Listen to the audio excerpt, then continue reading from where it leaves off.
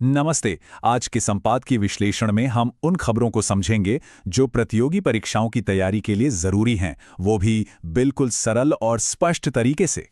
मैं विवेक हूं, आपका एआई एनालिस्ट। मेरा काम है जटिल से जटिल विषयों को आपके लिए एकदम आसान बनाना, ताकि आपको एक अनबायस्ड और कंसिस्टेंट नजरिया मिल सके। तो आज हम 3 बहुत ही जरूरी मुद्दों पर बात करने वाले हैं। सबसे पहले देखेंगे कि भारत और ब्राजील मिलकर ग्लोबल स्टेज पर क्या कर रहे हैं। फिर देश की राजनीति में एक खास रणनीति पर जो बहस चल रही है उसे समझेंगे। और आखिर में बात करेंगे भारत के सबसे पुराने माओवादी आंदोलन की, जो शायद अब अपने अंत के करीब है। तो चलिए शुरुआत करते हैं अंतर्राष्ट्रीय संबंधों से। देखिए, हाल ही में ब्राजील के राष्ट्रपति लूला दा सिल्वा भारत आए थे। अब यह सिर्फ 2 देशों के बीच एक आम मुलाकात नहीं थी। नहीं, ये ग्लोबल साउथ यानी हम जैसे विकासशील देशों के लिए एक बहुत बड़ा संकेत है। आइए समझते हैं कि ये इतना अहम क्यों है। इस पूरी साझेदारी का जो निचोड़ है वो राष्ट्रपति लूला के इस एक वाक्य में छिपा है। उन्होंने ये जो छड़ियों के बंडल वाली बात कही, वो सीधे सीधे एकता की ताकत को दिखाती है।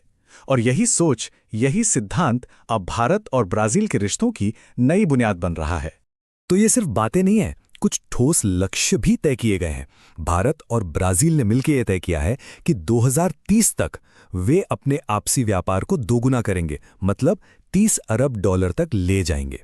ये आंकड़ा अपने आप में दिखाता है कि दोनों देशों के बीच आर्थिक रिश्ते कितने गहरे होने जा रहे हैं।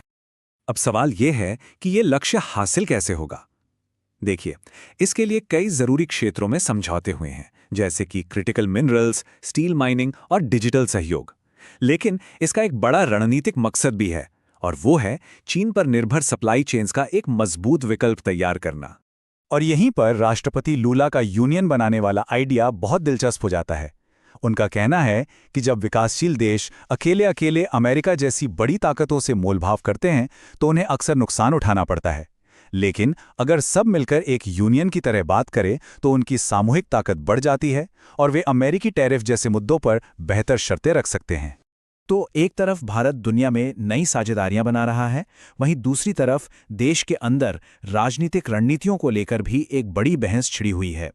चलिए अब एक हालिया संपादकीय के नजरिए से विपक्ष के नेता राहुल गांधी की राजनीतिक शैली का एक निष्पक्ष विश्लेषण करते हैं। संपादकीय का जो मुख्य तर्क है वो ये है कि ये रणनीति एक बहुत ही सीधी साधी नैतिक लड़ाई पर टिकी है।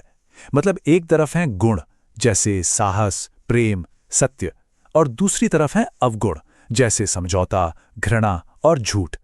इस रणनीति का मकसद खुद को हमेशा सही और नैतिक वाले खेमे में दिखाना है, एक तरह की ब्लैक एंड व्हाइट दुनिया बनाना। इस रणनीति का शायद सबसे अच्छा उदाहरण ये बयान है।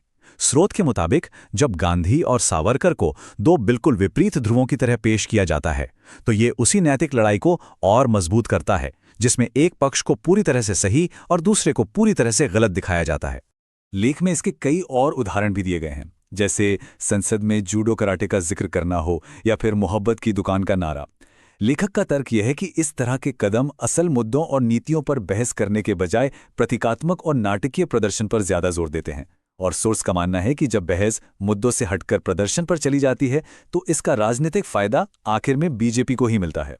अच्छा, अब राजनीतिक रणनीतियों की इस दुनिया से निकलकर देश की आंतरिक सुरक्षा से जुड़ी एक बहुत बड़ी खबर पर नजर डालते हैं। ऐसा लग रहा है कि दशकों से चला आ रहा माओवादी आंदोलन अब अपने अंत की ओर बढ़ रहा है।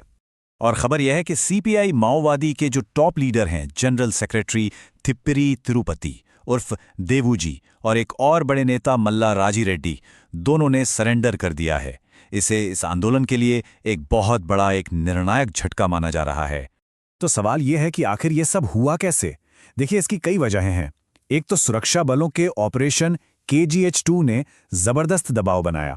ऊपर से जब टॉप लीडर्स ने ही सरेंडर करना शुरू कर दिया तो आंदोलन की रीढ़ ही टूट गई। साथ ही गांव वालों का समर्थन भी कम होता गया और नए सुरक्षा कैंप बनने से ये लोग पूरी तरह से कट गए। इसमें एक और दिलचस्प बात देखने को मिलती है। अलग अलग राज्यों की सरेंडर पॉलिसी में बहुत फर्क है। जैसे छत्तीसगढ़ में सरेंडर करने पर 50,000 रुपए मिलते हैं, वहीं मध्य प्रदेश और ओडिशा में पैकेज कहीं ज्यादा आकर्षक है। जाहिर है इसी वजह से कई कैडर सरेंडर करने के लिए दूसरे राज्यों को चुनते हैं। तो संक्षेप में कहें तो लीडरशिप के खत्म होने से ये आंदोलन अपने अंत के बहुत करीब पहुंच गया है। लेकिन क्या कहानी यहीं खत्म हो जाती है? नहीं, असल में यहां से एक नई और शायद उससे भी बड़ी चुनौती शुरू होती है। जो हजारों कैडर सरेंडर कर रहे हैं, उन्हें वापस समाज की मुख्य धारा में कैसे लाया जाएगा? तो आज हमने 3 बिल्कुल अलग-अलग मोर्चों पर बात की, अंतर्राष्ट्रीय, राष्ट्रीय राजनीति और आंतरिक सुरक्षा। आइए अब इन तीनों को जोड़कर देखते हैं कि भारत के लिए इसका मतलब क्या है। तो आज के विश्लेषण से 3 बड़ी बातें निकल कर आती हैं। पहली, ग्लोबल स्टेज पर भारत और ब्राजील जैसे देशों को अगर अपनी आवाज बुलंद करनी है तो एकजुट होना ही होगा।